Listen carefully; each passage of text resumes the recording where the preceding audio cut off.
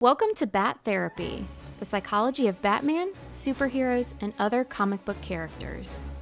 Be a fly on the wall or a bat in the cave, listening in on a friendship built out of a love for talking Batman, comics, and the everyday struggle to achieve mental health and happiness. We are your hosts, clinical psychologist Dr. Amelia Brown, and comic enthusiast and nerd aficionado Keaton Hopkins. This podcast is about providing education and understanding and is not a replacement for mental health treatment or support. If you're needing help, go to bat-therapy.com for resources. All right. Today we're talking about, this might be one of my favorites in terms of like alternate reality style thing. It is definitely what got me really heavily back into comics. Like, I had always been into comic books, but I really started like my heavy collecting and backlogging and cataloging with this event. And today we're talking about Flashpoint by Jeff Johns. It came out in 2011. It ran for 5 issues, but there are a ton of side issues. Flashpoint has a whole world, and then recently I think they came out with another Flashpoint. It's called Flashpoint Beyond, dealing with some of the ramifications of it, and Thomas Wayne is back in it. It's all kinds of it's it's elaborate and exciting and amazing and fun. I really love Flashpoint because what was interesting about it is it set up the New 52. Oh, that's right. Yeah. I forgot about that. Yep, it set up the New 52, which remained for a few years until DC Rebirth a few years ago came in. And so it's something that comics do plenty of times. They come in, they're like, we need a fresh start. Let's do a hard reset, edit, undo some things, edit, redo some things, and it's going to be great. But one thing remains throughout every DC universe. Jason Todd gets beat to death with a crowbar by the Joker. That just has to happen no matter what. And it just, you hate to see it. You hate to see it. But, but yeah, I love it because the Flash, he has this thing that he can't stop doing. That I think we've complained about in I swear 25% of our episodes. Yes, definitely. And this one is no different, but what's interesting about it is he doesn't realize it's him until the very end. It's like, oh, I did this. And it just So he can't help but travel in time and mess up the timeline somehow. right. But it makes you think about all those times where you've been upset with someone else about something, and then you realize like halfway through it and it's super embarrassing. You're like, oh, I did this. I was upset about that. I was upset at that guy for doing it, but I'm pretty sure I did this. Right? It's just, but that happens at the end of this, but we will get there. We will get there. So Barry Allen is much like Batman. He is a forensic scientist, right? He's a forensic scientist. He's haunted by the unsolved murder of his mom, and his dad is imprisoned because of it. And so he already has a lot of his own issues. And one thing that sticks out to me about the Flash that's really interesting is even though he's very happy-go-lucky, he has a lot of introvert in him. I really feel like he has this way where he's really, it's almost like all that happiness on the outside's a little bit of facade. It's a little bit of facade, and he actually has some darkness and a little bit of brooding in him, just like our boy. So introvert versus extrovert is one of those like hard to pin down things. So introvert extrovert tends to have to do with like where your energy comes from. So he does come off very extrovert, and I agree with you. He probably has a little bit more introvert than is first obvious. So extroverts, they get a lot of energizing their energy from being around people and connecting. And on the introvert side, there's more kind of internal exploration. Being around people can actually be exhausting or take away your energy, and you need time to yourself. Yeah. And there's a lot of us with a blend somewhere in between. But I totally get what you're talking about here, where he comes off as this extrovert. He's very personable, very so him and Bruce Wayne tend to get along really well They do. because they both analyze things and are very forensic-y about stuff, and there's some really cool storylines with them together because of that. But yeah, they're totally different in terms of how they come off. But Barry Allen, you're right. He totally does have a lot of this same inner turmoil. It just on the surface looks really different from Bruce Wayne. Well, one thing that I think Batman really likes about the Flash is how the Flash just never gives up on his own villains. Like the Flash Mm, really sticks out in DC next to Batman as far as having a rogues gallery of villains that he's yeah. constantly refighting. He has a whole set of them. But what's interesting about him is he strangely gets along with them. Like it's like, "Oh, what are you doing here, man? Like come on. Like all right, how are we doing this? Go back to jail and do better. I'll be waiting on the outside when you get out." Like he strangely gets along with a lot of his villains, and his villains have like a moral code. It's Mm, very interesting. Like Captain Cold and all those guys, like they're not the worst. They're they're they're not the worst. Like they're not constantly making plans to kill hundreds of people like Batman villains are. yeah, They it helps when that's not your goal. yeah, they're just trying to get rich quick. Like that's their scheme. They're trying to get rich quick, but they have like gimmicks, right? But Flash really does like never really give up on them. There was an episode of Justice League where the Flash catches Trickster, and Trickster's just kind of down on his luck, and he's like, "Hey, man, you're off your meds again. Mm. Get back on your meds, and you're gonna be just fine. Okay? Go turn yourself in, and I'll come by." And he actually says, "I'll come by like the hospital later on and play some games with you."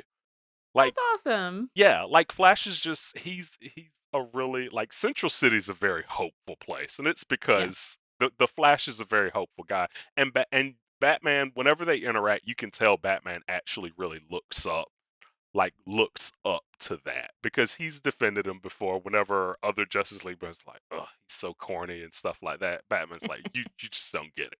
You just don't get it." Like it's great. But this one, and that's what makes this one really interesting because the Flash is really like a fish out of water in this world, and he has Yeah. no idea what is going on because I So mean, I mean, he literally just wakes up yeah, and life is different. And in fact, I love actually how this comic kind of puts you in his shoes because you start reading it and you feel like you've missed something. yes, yes. I honestly, when I was rereading it before we got ready to record, I was like, did I skip a page? No, Me I didn't. too. This is exactly it. Just it's Genius. yeah, it just jumps right in, which is great because we always see how quick things change back whenever we Mm, deal with time travel, but we never see how quick it changes to this yeah. and why it changed to it. And so I really love the way that they did it. But first thing that is strange is that his mom is alive.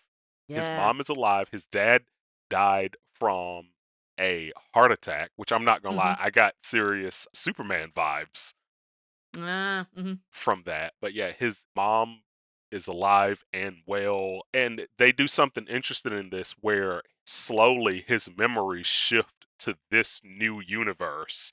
It's very Back to the Future. Yeah, Kind of like how for those of you that watch that, you know how the picture of his siblings, they slowly disappear. It's the kind of the same thing with his memories. They slowly start shifting to this new yeah, reality, which it's kind of like, all right, let's take some artistic license. Like why would it take so long to reboot? But it is kind of cool because you get to see that disjointedness, but then you also kind of gather all these different memories that happened over the years. Yeah. And there's all these changes. Like you find out that Captain Cold Mm, is a hero instead of a quote, villain. Hero a in quote, quotes. Yeah. yeah, a quote Yeah. unquote hero because he's probably not so much a hero on the sly is what a number of people are suggesting. Right. So yeah, you have Captain Cold's a hero. The Justice League was never established. Hmm. Superman is Oh not man, not around. Superman's messed up. Yeah, he is. And then, well, before I get to Batman, Aquaman and Wonder Woman, they are having a little spat that is currently destroying the world. So this is something that I always think about because whenever there's big Justice League stories, whenever the Justice League is fighting against like the government, or if Amanda Waller's trying to check out the Justice League, her biggest fear is that all of these people might one day turn their sights Hmm. against Earth. And that's what happened in this, because for what I think it gets explained more in the side stories. Yeah. But basically Wonder Woman and Aquaman were together, and then there was a nasty breakup, and then Aquaman got with his wife, but Hmm. then Wonder Woman cut off her head, and Well, now I think that didn't they have like an affair, and then his wife caught them. yeah, it was something like that. There was It's something like that. yeah, Clearly, okay, there are a lot of side stories. We did not have a chance to reread all of them. but they're But all yeah, good. at the end, yeah, they're all good. And there's Batman one, which you definitely should check out. Uh, but yeah, it's essentially a lover's spat kind of thing that, okay, granted, ended in his wife being beheaded, which is, Right. you know, not great. Um, that felt a little like, really? Do you have to make this like a lover's spat kind of thing? It seems a Right. little, Right. but Yeah. what are you gonna do? But their war is destroying the world because Aquaman Literally, yeah. basically sunk Europe underwater, and then Wonder Woman and all of the Mascarans, Hmm. they all took over the UK, Yep. right? They And killed millions, I think, in doing so. yes, a lot of people died. A lot of people died. And it's just civil unrest all over the world because all the heroes and even the villains that are left over on the side from this are all kind of forming little factions trying to fight against them, and it makes me kind of think about how you'll have small spats, whether it's with like friends or family or whoever, but when something catastrophic Mm. happens, it's weird how it will bring people together. Yeah. There's like really cool, there's tons of different psychology experiments and things that they've done looking at essentially the us versus them mentalities that can kind of build up. Like you were talking about, okay, there are little spats. But a lot of times if you still kind of see yourself as on the same side or in the same group as someone else, a lot of times that helps you overcome things versus if that spat is between you and someone that you see as an other or someone different than you or whatever that situation is makes it seem like you guys are in separate groups from each other. Right. And so it is really cool. They actually there's this study that well this experiment that they did way back, and I wish I could like meet one of the little boys that was in this. So they essentially took all these little kids and they sent them to camp that I guess was run by a bunch of experimenters. I don't know. These are like the stuff of nightmares, I guess. But um, so they put them into two different groups, and all they did was randomly assign them to I think it was like red and blue camps. But they kept having them compete. And through those competitions, things started getting ugly. Like they were bullying each other and being really mean and all this stuff. But then they started purposely breaking things down at the camp that they couldn't fix unless the teams worked together.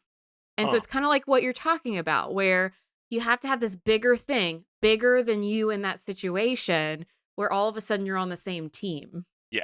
Like And then that helps yeah. you kind of bridge. Yeah. That's essentially what's going on here. It's like I can't remember who I was talking to about it, but I said if we're ever to have world peace, it's really going to take Aliens. yeah, it's going to take an alien invasion. It's going to take an that's the only way it's going to happen. It's the only that's it. Gonna That's take all. Independence Day. It's going to take Independence Day. Oh. Write it down. Now we got to talk about Independence Day. We're gonna have to talk about that at some point. But yeah, that's what it would take, and that's what's going on because essentially they're going to destroy the world with this war Good. that they're having. And Aquaman's like, I don't care if everything's underwater. That's what I like anyway. And so and Wonder Woman's just pissed. Like she's just angry. She's I like love even wearing the yes. crown. Yes. Yeah. She's wearing the crown of Aquaman's wife that she beheaded, and Oh, and it's he brutal. yeah, because at one point he gets pissed. He's like, "You're wearing it as a trophy," and she's like, "It's not a trophy. It's a warning. Like, don't mess with me." And Which, by the way, are those different? I don't know. I feel like it's both. it's a little, it's yeah, it's a weird flex, right? Like, you could like.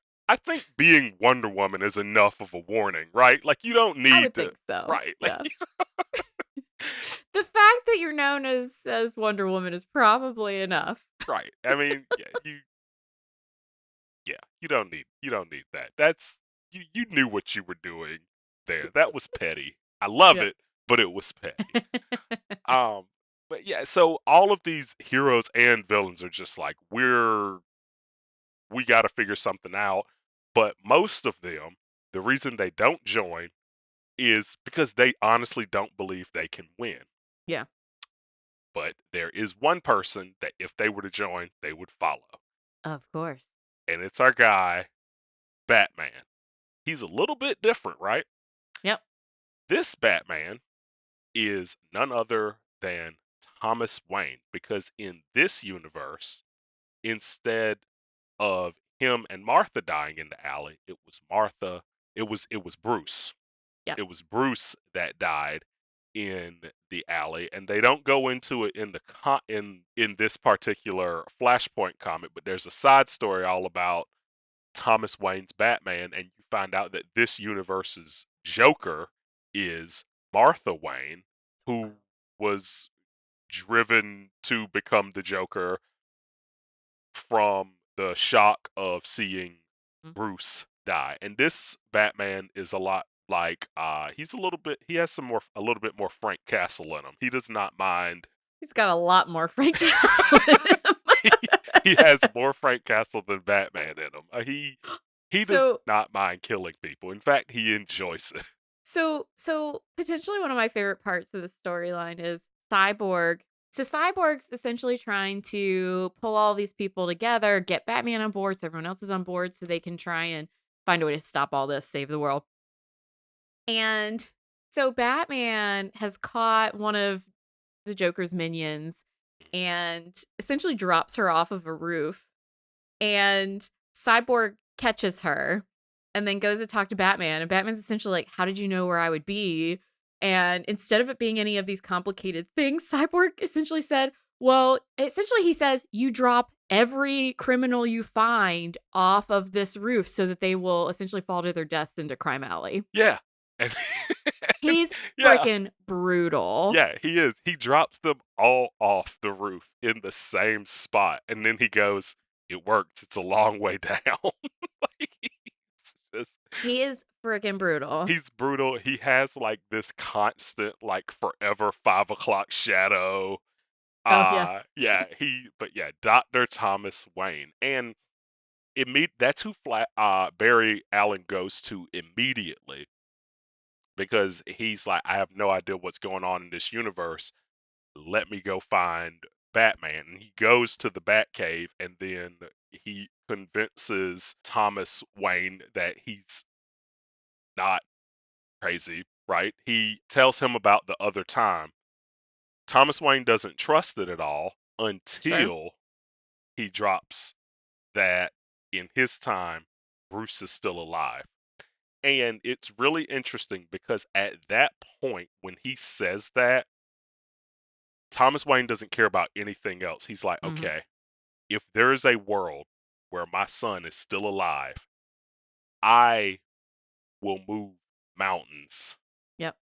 to get you there. And it just makes you go from, God, this guy's unhinged, to feeling so much for him. Like you Yeah. almost fall in love with the character right then. Yeah. Yeah, it is very interesting because it is a lot to take in. Okay, so you're from an alternate reality where everything is different, but there's not really any proof of any of that. And how do you even come up with proof for that?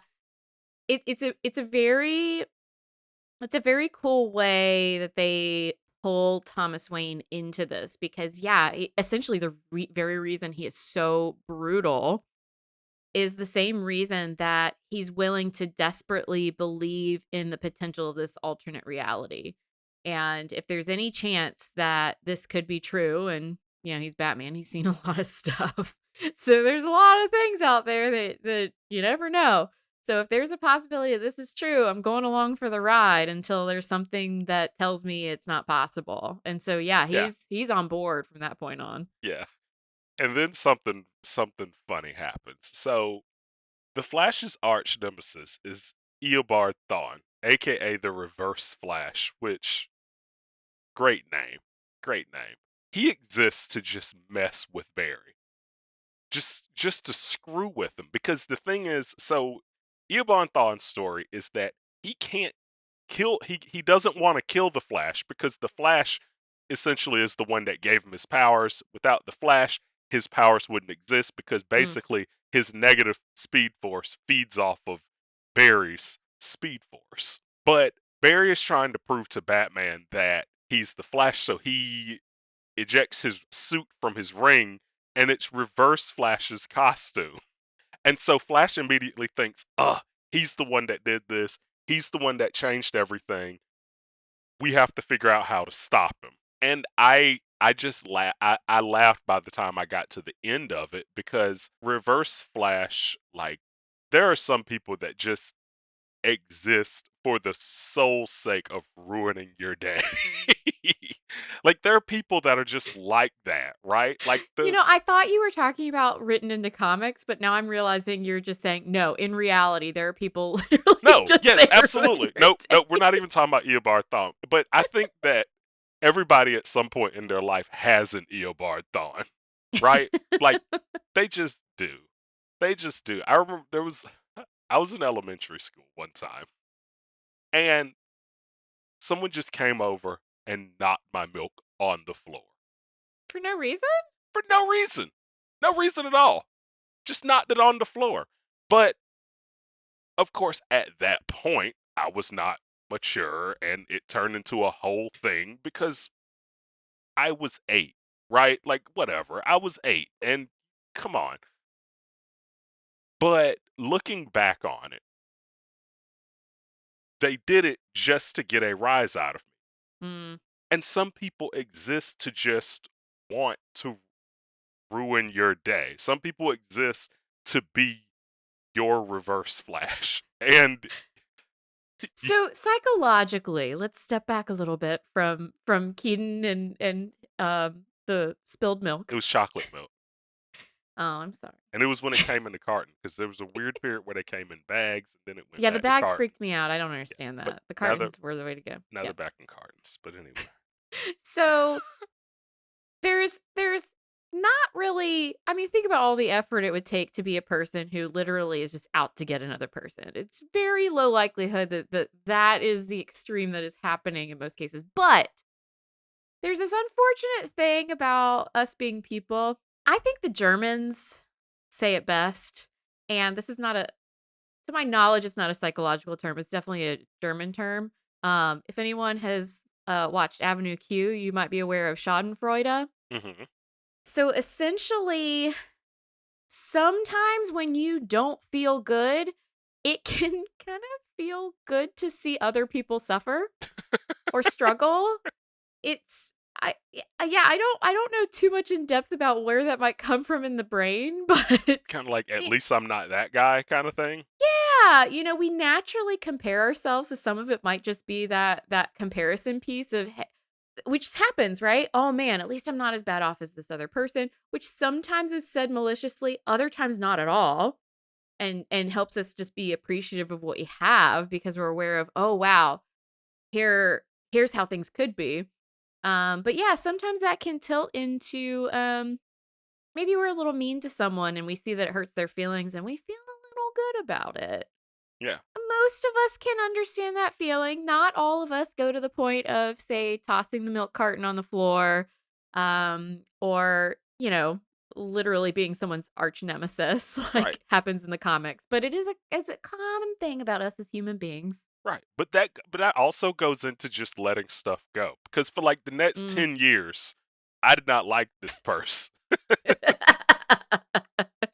Milk was 45 cents. For 45 cents, it could have saved me 10 years worth of anger towards this person. Like in hindsight, like I should have been better, right? In hindsight, I should have been better, but yeah, it's one of those things. And but that is Eobard Thawne, and we're gonna come back to him because he is a character of his own when it comes to how he's messed with Barry Mm. throughout his life. He's the by far the pettiest villain on Earth. Like I cannot think of a single villain as petty as Reverse Flash.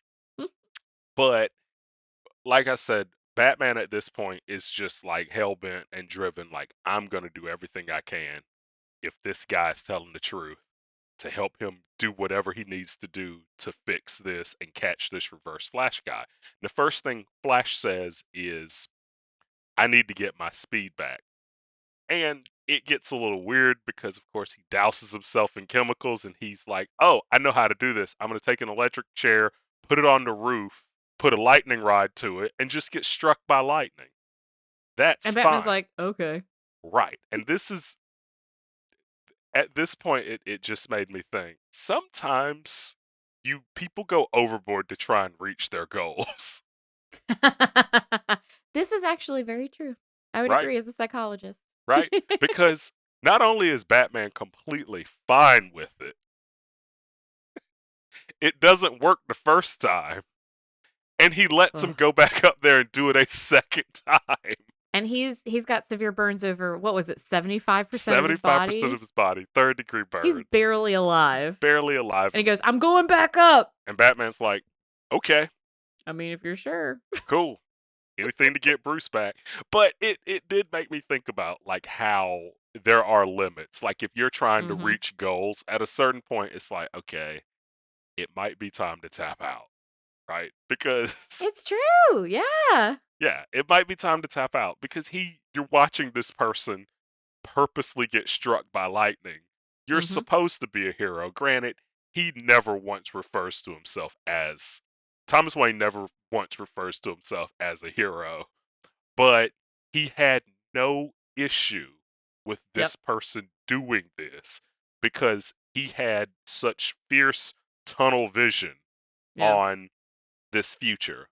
That actually hits on something that very interesting that comes up in therapy, where really the most helpful therapy comes when there's some sort of goal or things that you're reaching for because it kind of gives some sort of target. Mhm. And it can be tricky. So especially when it comes to like more severe or chronic issues, there can be really significant limitations on a person's ability to achieve things that they may want to achieve. But at the same time, you don't want to inadvertently limit people or discourage people when life surprises you. I mean, the Flash, he gets struck by lightning the second time and he gets his powers back and he's zipping around just fine. And so it's a very important thing for therapists to constantly be checking in with themselves and checking in with their clients about as they go through therapy, which is essentially what are you aiming for? And let's just continuously look at observations and data coming up about where are you at with this? What seems achievable? What doesn't seem achievable? How do we make this as feasible for you as possible? But then how do we also take in information that might suggest that, hey, we all have limits, and how do we adjust based on those limits and kind of shift our goals when we need to? Right. But yeah, goals need limits, and it's tricky. It's tricky to know where those are. Yeah, and I guess, and honestly, I think it's very dependent on what it is that you are trying to accomplish. Because outside looking in, watching someone being struck by lightning twice because they claim they're the Yeah. fastest person on the planet. Okay, but think about the context of this world though. This is also a world where you literally have a man from the sea and a woman from like a goddess island fighting over the world. So at this Yeah, point, a guy getting struck by lightning a few times sure, why not? might seem pretty small. Sure, why not? Especially because Shazam exists in this universe. I think his name in this Mhm. is was it Captain Thunder? Something like that. Yeah, but he exists in this universe, and so yeah, I mean, there's lots of lightning bolts surrounding him. So, but it's like the coolest part in the comic to me when Flash does get his powers back because he gets struck by lightning the second time, and you see like the lightning bolts in his eyes. It's like, oh snap! And Batman has fallen off the roof, and he's about to fall on some sharp guardrails because that's convenient. Yeah. And the Flash immediately catches him. So it's such an Yeah. epic moment. And at that point too, it kind of makes Thomas Wayne trust Barry even more because it's like, oh, you really are super fast. Like Yeah. this actually might be a thing. And so he even goes along with him even more at that point, I think. Yeah, now there's some semblance of some proof. Right. Okay, so you were able to, per your word, essentially repower yourself, and okay, this is lining up with what you were talking about. Yeah. Yeah, and then of course they hook up with Cyborg. They try and find Superman, who in this universe is very cool. He lands in Metropolis, Mhm. and the rocket lands and it kills like thousands and thousands of people when the rocket lands, but the government covers it up and claims it was a terrorist attack, and they keep him underground under a red beam like he's like string being skinny and Yeah. super pale. He looks he looks really really strange. And they break him out, and it's the funniest thing in the world. He just dips. He just runs away. He It's just so yeah. yeah, it is really interesting because they kinda hit on something here, and we won't get into much detail on it here, but trust me, it'll come back again. There's so many Elseworld alternate realities surrounding how Superman was raised, and essentially Barry Allen or the Flash, he's talking to people and they're kind of commenting on ways that Superman might be. He's abandoning us or he's just gonna peace out or he's like, no, no, no, no. He there were certain things he was like, there's no way Superman would ever turn out X, Y, or Z. Yes. But at the same time, there's nature versus nurture. Right. And so he's kind of like, no, there are underlying unchangeable things about this person, which is true. But at the same time, he was essentially kept, it seems, kept in a box Right. for decades. Absolutely. And so there's very little nurturing, very neglectful, probably abusive environment with very little socialization. It's, yeah, he's a huge question mark. Yeah, and it made me think about how sometimes the goals that you want to reach, when you reach them, it's not exactly what you want. You thought it Mm, would be, but it isn't because he Barry had it built up. All we need is yeah, Superman.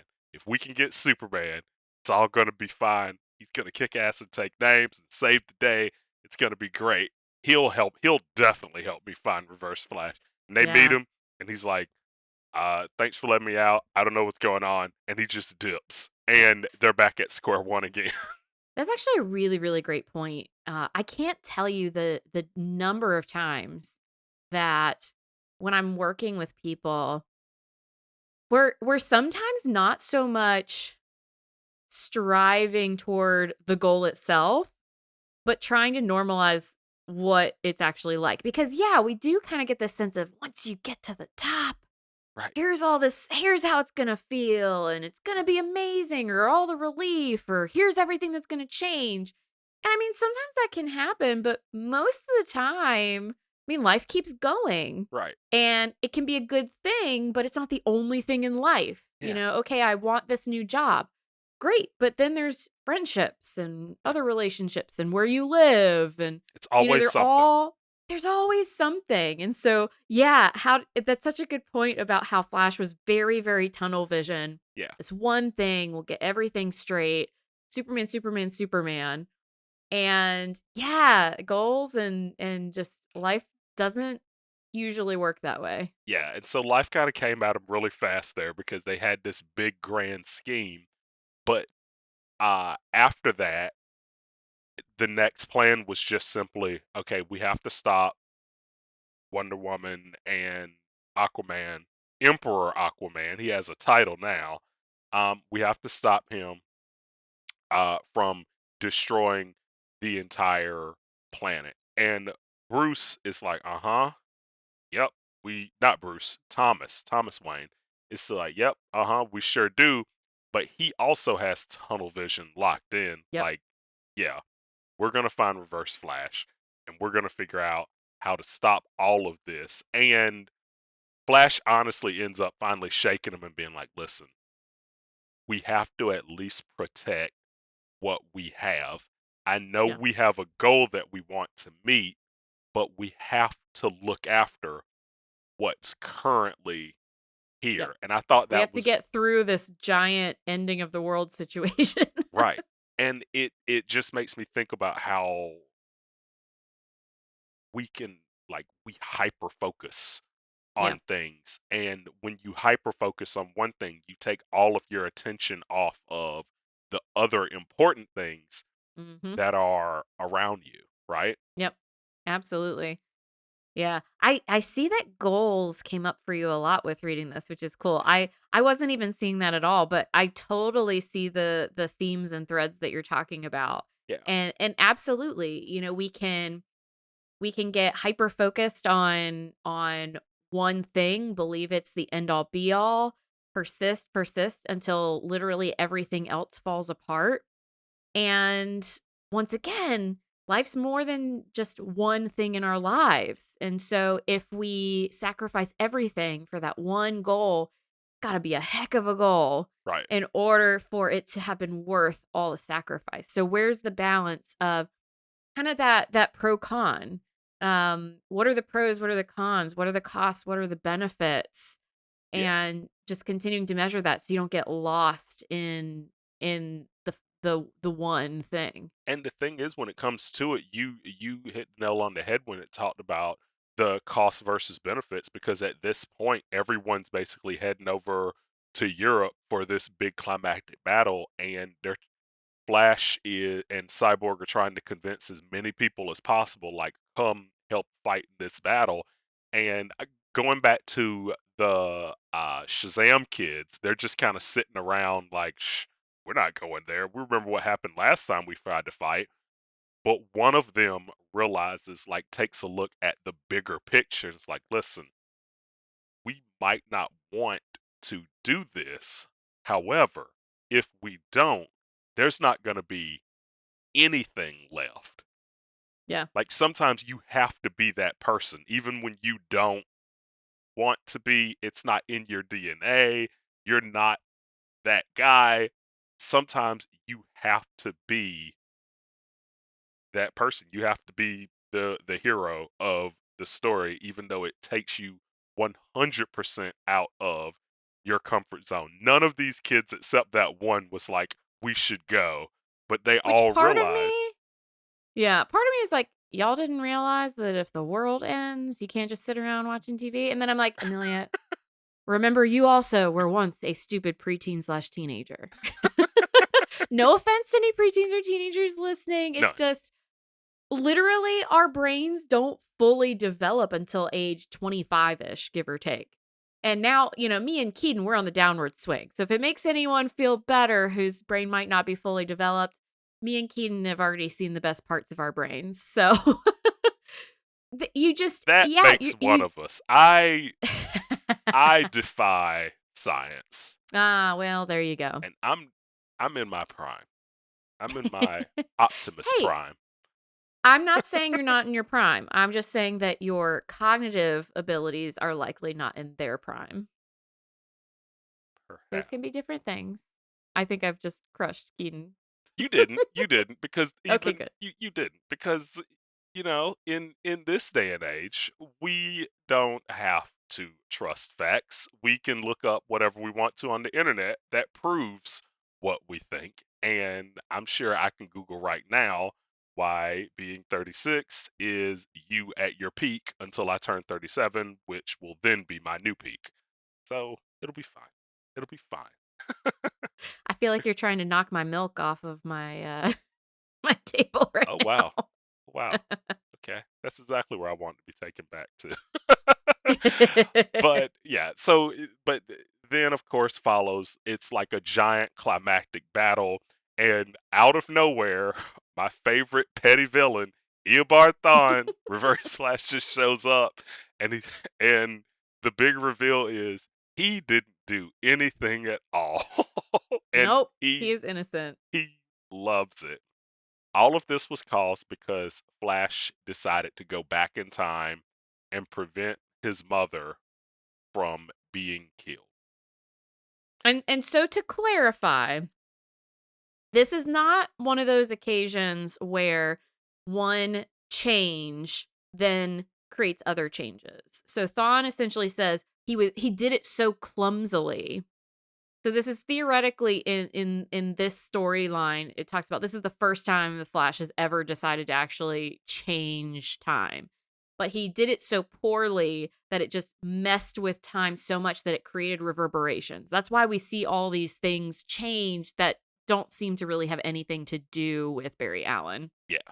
Yeah, but it changed, and the reason the changes came is because when he didn't become the Flash, it ended up affecting all of the other Mhm. heroes around him. The things that we do, even though it's for our own reasons, they affect everyone around us. Yep. It, Fun stuff. yeah, that and it's yeah, it yeah, this hits like I got a lot out of this because he has to make the decision even after talking to his mom.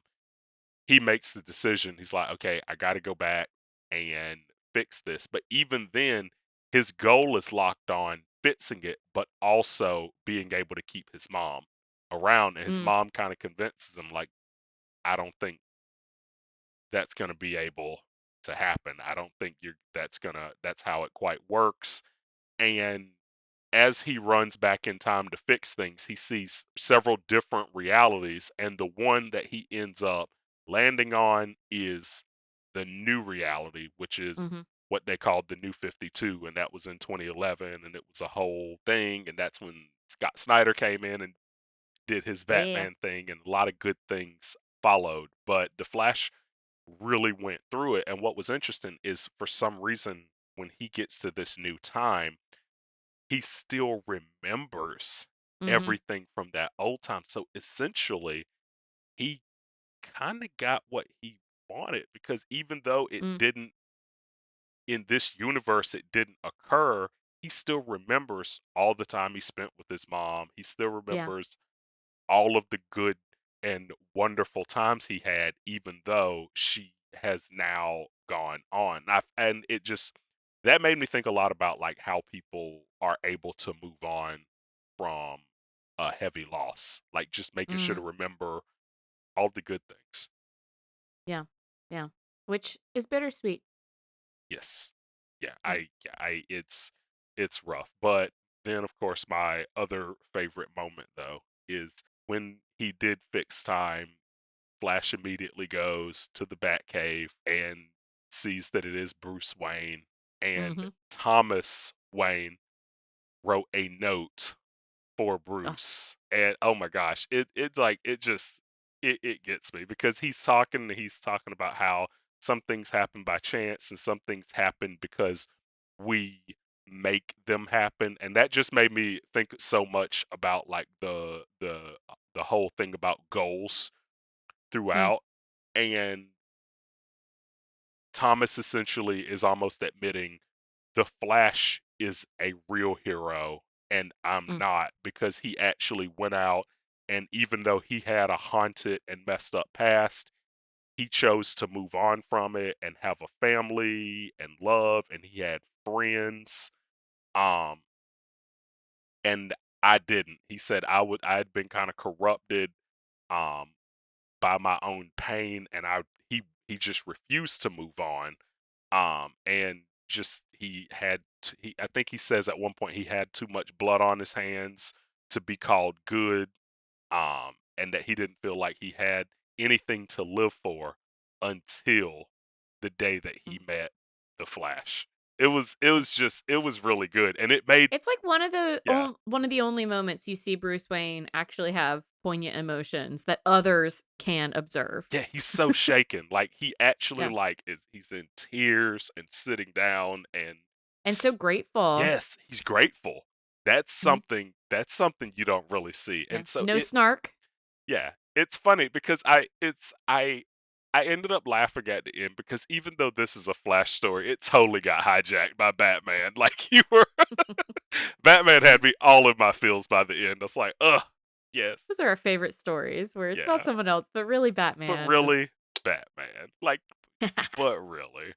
But yeah, and it set up this whole universe. And what's interesting is I feel like the New 52 really had like a huge redemption mm, theme to it, like looking at all the characters and what they're going through, like because they bring back a lot of characters that we had lost, whether due to character being killed off and not being brought back, or mhm. like with Batgirl being back because she was no longer paralyzed anymore. And so it was really interesting to see how it was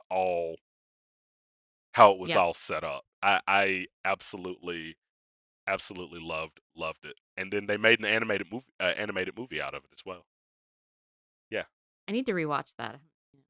Yes. But yes. Make And they're making Flashpoint. Well, they've made it and we're waiting for it. Yeah, the Flash movie. Apparently, the Flash movie is going to take a lot of elements from Flashpoint, because yeah, I'm super stoked about that. Cuz I'm like Michael Keaton's in it, right? Yeah, Michael Keaton's in it, and I think Ben Affleck is in it. And so That sounds right. yeah, and so I'm wondering if they're trying to keep it under wraps and Michael Keaton is actually playing Thomas Wayne. Like that'd be Mm. interesting, right? Who knows, I'd be down for that. right? It'd be a lot of fun, but All yeah, right, we so ready for a mindful nerd moment? I was about to ask. You beat me to it. There you go. There you go. I know I saw it coming. So, I think you'll like this because before we started, Keaton was saying, "Oh, that letter that Bruce reads at the end is great." So, what I was thinking we could do is a mindful nerd moment where Bruce Wayne is reading his father's letter and just really taking in that moment. Because sometimes one of the tricky things is just really taking in those poignant moments in life, especially when there's a lot of pain or emotions or a lot of mixed things kind of hitting us all at once. And so just taking a pause and appreciating it for what it is. So, as we always do, sitting comfortably, closing your eyes if you're comfortable, just because it can help you with the putting yourself in the moment. But if not, just allowing your eyes to unfocus, not looking at anything in particular, and focusing on your breath, not worrying about breathing in any particular way. Don't worry about changing it, but just noticing that feeling of breathing in and breathing out to help you focus in. And when you're ready, picture yourself in the Batcave, and you are indeed Batman. You are Bruce Wayne. You are you're sitting there Barry Allen has just handed you this letter, taking you completely by surprise, and you're holding the letter in your hands. The letter from your father, who you got too short of years with.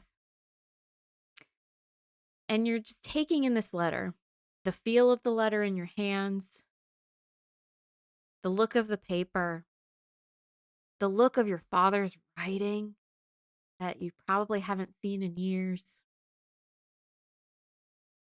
You feel a tear rolling down your face. And you allow yourself to notice just all the different feelings hitting you. Might be sadness, grief, appreciation, gratefulness, happiness, disbelief. All these different emotions probably hitting quickly, one after the other, just paying attention to them as they go by. But also bringing yourself back to feeling that paper, looking at that paper, noticing your father's handwriting, and just thanking in your mind, thanking Barry Allen, thanking the universe for allowing this moment to happen, for everything that needed to happen for this letter to be in your hands, and just allow yourself to feel appreciation for that moment. And maybe even allow a tiny little bit of a smile, a little bit of real relaxation in those shoulders that are so usually stiff and ready for the next thing, giving yourself this one break to appreciate the letter. When you're ready, just take a big deep breath in and out. One more thought of appreciation before we shift away from being Bruce Wayne. When you're ready, take a few deep breaths to help you shift from being Bruce Wayne in the Batcave back to being you where you're sitting now. As you breathe, just kind of moving around, getting used to being back where you are. And when you're ready, we'll end the podcast. How was it? I liked it. It was different from the other ones because so many times when I think about mindfulness, it's you taking time out to gather yourself in a Mm, chaotic situation. mm-hmm. Whereas with this one, it was more of just taking a pause to appreciate things, Yes. right? It wasn't all, oh my God, I have to get control over myself as much as let's be thankful for a second Yeah. and then You hit go the on. nail on the head. Yeah. Sometimes we need to be able to step back, gather ourselves. Other times, hey, these moments don't always come, Yeah, or they sometimes don't come often. Let's really take it in. yeah. I really did enjoy the thought of using mindfulness as like you don't have to be in a high stress Mm-hmm. situation to use it. You can just take time out of your day, even when you're just at home chilling or having fun, and be like, man, I guess life can be pretty good. Thanks for nerding out with us. I'm clinical psychologist Dr. Amelia Brown. Find me on social media at Crafting the Mind. And I'm comic enthusiast and professional nerd Keaton Hopkins. Check out my TV and movie reviews on YouTube at Team JBS. Check out our website at bat-therapy.com, our Bat Therapy YouTube channel, and follow us on social media. See you next week, same bat time, same bat channel.